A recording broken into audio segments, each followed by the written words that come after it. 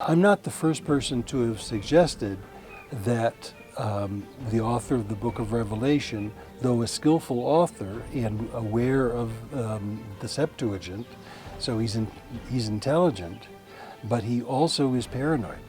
Chapter 17 ends with, the woman you saw is the great city that rules over the kings of the earth. That can't be Jerusalem. That's obviously Rome. They may think that Jesus is coming back soon in a victorious way, that there will be a vindication, a divine vindication and salvation of the world, and we don't have to care for the environment.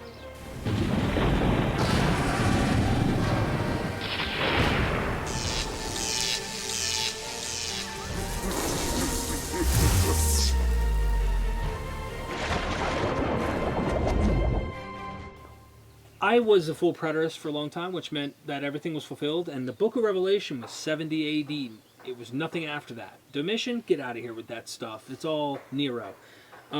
So a debate took place between a full preterist and a futurist, someone who believes Jesus is coming in the future. These things are still yet to be fulfilled. They argued over a Revelation 18 and the woman sitting on 7 hills. The preterist argues that this is Jerusalem in order to keep the fulfillment of the prophecies to 70 AD, temple destruction. Okay. While the other side proposes the harlot is Rome, sitting on the 7 hills. The preterist wants to date the book of Revelation to pre-70 AD, or right around there, while the other side dates Revelation to 96 AD. Which side is correct and why? I mean, obviously the later date. Babylon is Rome. There's no doubt about that. Oh, that's absolutely right. I mean, it's got to be Rome. And if you've been to Rome, you know there are 7 hills. But this is an opportunity to deal with the book of Revelation in a more global way. And I'm going to advance the hypothesis that the author is suffering from PTSD and that he's a survivor of the Jewish war. And we know that there were several immigrants, probably many, that left Judea and probably Galilee and settled in Western Asia Minor. And there are a number of, we know the names of some of them, and we have evidence of shared traditions in Western Asia Minor and Judea, which is really quite otherwise difficult to explain. And I can get into that if you wish to. The author thinks that there's going to be a large number of martyrs, perhaps 144,000, but certainly there are the martyrs who are under the altar. When their number is complete, then Jesus will return in victory somehow. But he only names one person who has died, although the author, according to the narrative frame, is in Patmos, perhaps awaiting execution, and that's the way he's been understood by Christian tradition to some extent. Although it's usually thought that that's John, the son of Zebedee, and that certainly can't be the case. The reason that I'm interested in this PTSD is that my wife is a therapist who studies PTSD on a regular basis and has dealt with doctoral students who themselves have been in the military and have come back from Afghanistan or Kuwait or other wars and are suffering. And there's a paranoia about upcoming devastation and warnings for people to and visions and so on. And I'm not the first person to have suggested that the author of the book of Revelation, though a skillful author and aware of the Septuagint, so he's intelligent, but he also is paranoid. And you have a level of paranoia and militarism and eagerness for divine punishment of one's enemies that is unparalleled, at least in the New Testament. So I think that's another reason for saying that the beast has to be Rome.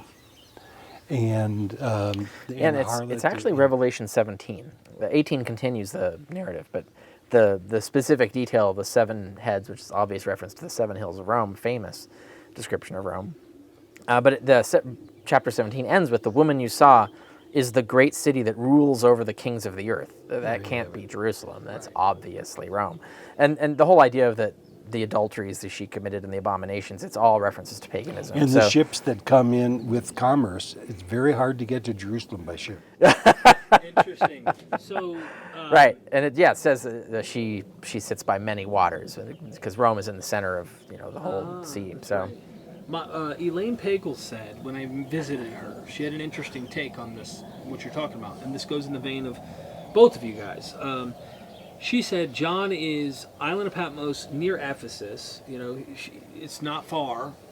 He's probably walking in the city, seeing the statue of Domitian, 20 feet tall, massive pagan guy sitting here with a temple in Ephesus that has 30 carvings with images. With one, Nero has a knife to a slave girl's throat, and she's trying to ward him off, and he's cutting her throat to kill her. And she represents a nation, and there's 30 of these nations that are being captured in these still pictures. And Aphrodisias, too.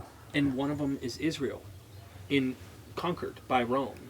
Mm-hmm. And here's John looking at this temple, looking at this, and going, oh God, you can't sit back and let this keep going. Like, you're going to have to intervene. And so that's her, she's taken that position you're talking about, like, retribution has to happen. Oh, how long, oh Lord? They're crying from beneath the throne.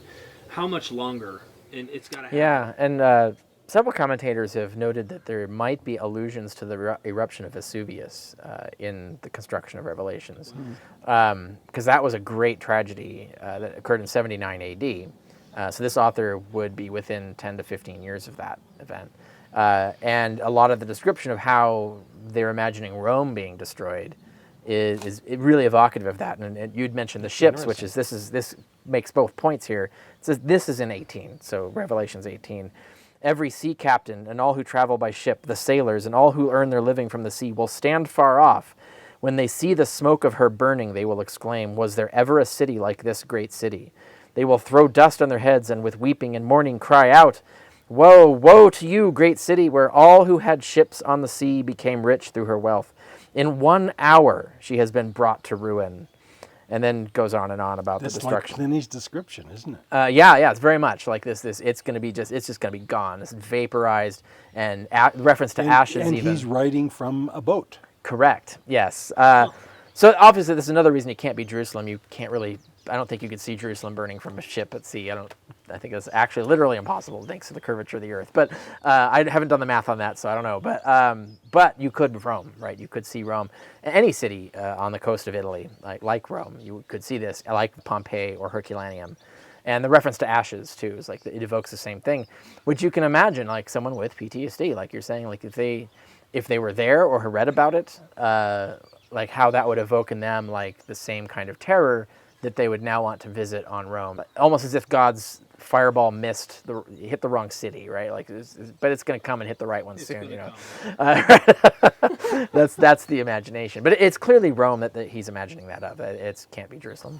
One more vein, because we could go into so much on these things and get lost. But Nero being the beast, it's obvious. Neron Kaiser fits the description of the number of a man.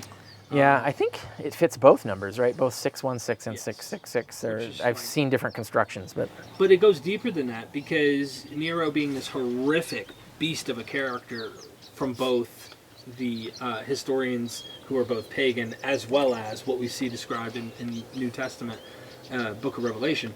When we look at Nero, though, and he is killed supposedly, there's a myth. And I can't remember what this myth is called. Nero Redivivus. Redivivus. He's going to come back, right? Correct. Yeah, this is a going pagan notion. I haven't looked into whether that theory is incorporated with Revelation, but it does. Oh yeah. It definitely comes up in 2nd century other apocalyptic texts. This constant fear of the return of Nero would be the final Antichrist kind of thing. You have it in the Book of Revelation. Oh, that's right. There was a beast who was and is not and shall be. Yeah. And he's one of the 7. Da da da da.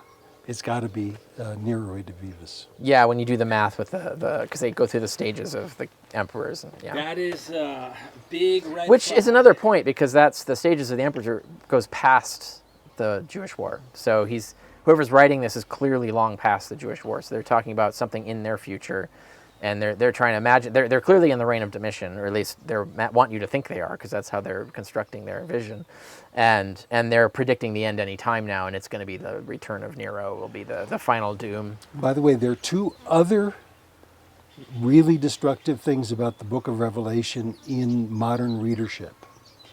One is the glorification of divine vengeance and violence.